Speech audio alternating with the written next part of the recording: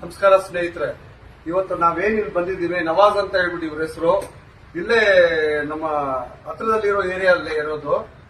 ಇದೇನ್ ನೀವು ಇವ್ರ ಕೈ ನೋಡ್ತಾ ಇದ್ದೀರಾ, ಈ ಕೈಯಲ್ಲಿ ಏನಾಗಿದೆ ಅಂದ್ರೆ ಈ ಡ್ರಗ್ಸ್ ತಗೊಳ್ಳೋದ್ರಿಂದ ಈ ಇಂಜೆಕ್ಷನ್ಸ್ ಸಿರಿಂಜ್ ಗಳನ್ನ ತಗೊಳ್ತಾರೆ ಗೊತ್ತಾ. ಮೆಡಿಕಲ್ ನಲ್ಲಿ ಹೋಗಿ ಒಂದು ಟ್ಯಾಬ್ಲೆಟ್ ನ ತಗೊಂಡು ಅದನ್ನ ಬಿಸಿ ಮಾಡಿ ಅದನ್ನ ಒಂದು ಸಿರಿಂಜ್ ಆಗಿ ಮಾಡಿ ಅದನ್ನ ತಗೊಂತಾರೆ. ಆ ನರದಲ್ಲಿ ಹೋಗೋ ಜಾಗದಲ್ಲಿ ಪಕ್ಕದಲ್ಲಿ ಮಾಂಸಕ್ಕೆ ಹೋಗಿ ನೋಡಿ ಇಷ್ಟೆಲ್ಲ ಎಫೆಡ್ ಆಗಿದೆ.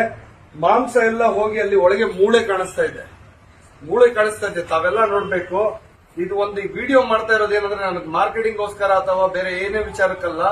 ನಾನು ಯಾಕಂದ್ರೆ ಈಗಿರೋ ಜನರೇಷನ್ ಏನಾಗ್ತಾ ಇದೆ ಅಂದ್ರೆ ಪ್ರತಿಯೊಬ್ರು ಈ ಡ್ರಗ್ಸ್ ಗೆ ಅಡಿಕ್ಟ್ ಆಗ್ಬಿಟ್ಟು ಈ ತರ ಎಲ್ಲ ನೋಡಿ, ಈ ತರ ಅನಾಹುತಗಳಾದ್ರೆ ಪ್ರಾಣನೇ ಹೊಂಟೋಗ್ಬಿಡುತ್ತೆ. ಆಕ್ಚುಲಿ ಯಾಕಂದ್ರೆ ನರ್ಕಕ್ಕಿಂತ ಕಡೆ ಇದು.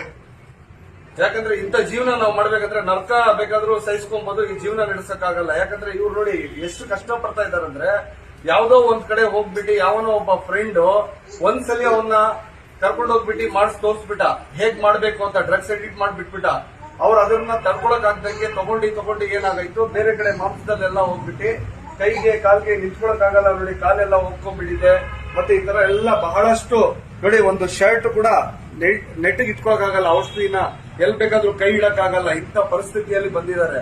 ದಯವಿಟ್ಟು ತಮ್ಮಲ್ಲಿ ಏನ್ ವಿನಂತಿ ಅಂದ್ರೆ, ದಯವಿಟ್ಟು ಯಾವುದೇ ತರಹದ ನಶೆಯಲ್ಲಿರುವ ಪದಾರ್ಥಗಳನ್ನ ದಯವಿಟ್ಟು ನೀವು ತಗೊಂಡ್ಬಿಡಿ. ಯಾಕಂದ್ರೆ ತಗೊಂಡ್ರೆ ಬಹಳ ಅನಾಹುತಗಳಾಗುತ್ತೆ ನೋಡಿ. ಇದು ಏನ್ ಗೊತ್ತಾ, ಸಾವು ಬಂದ್ರೆ ಸತ್ತೋಗ್ಬಿಡ್ಬೋದು, ಆದ್ರೆ ಇದು ಜೀವನದಲ್ಲಿ ಏನ್ ಗೊತ್ತಾ, ನಾವು ಜೀವಂತವಾಗಿದ್ದಿ ನಾವು ಒಂಥರ ನಮ್ಮ ಮನಸ್ಸಿಗೆ ಹೆಂಗಂದ್ರೆ ಒಂದು ಮೃತ ಜೀವಿಕ್ಕಿಂತ ಕೀಳಾಗಿ ನಾವು ಅಂತ ಜೀವನ ನಡೆಸಬೇಕಾಗುತ್ತೆ.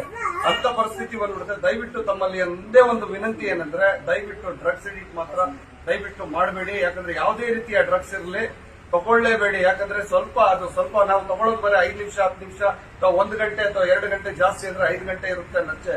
ಆ ನಶೆ ಹಿಡಿದಾದ್ಮೇಲೆ ನೋಡಿ ನಾವು ಎಷ್ಟು ಅನುಭವಿಸ್ಬೇಕು ಅಂತ ತಾವೇ ತಮ್ಮ ಕಣ್ಣಿಂದ ನೋಡ್ಬೋದು.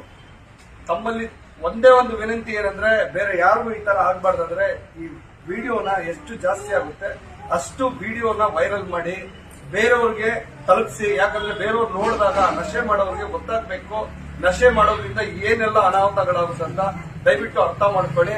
ತಮ್ಮಲ್ಲಿ ವಿನಂತಿ ಮಾಡ್ತಾ ಇದ್ದೀನಿ. ನಮಸ್ಕಾರ ಸ್ನೇಹಿತರೆ.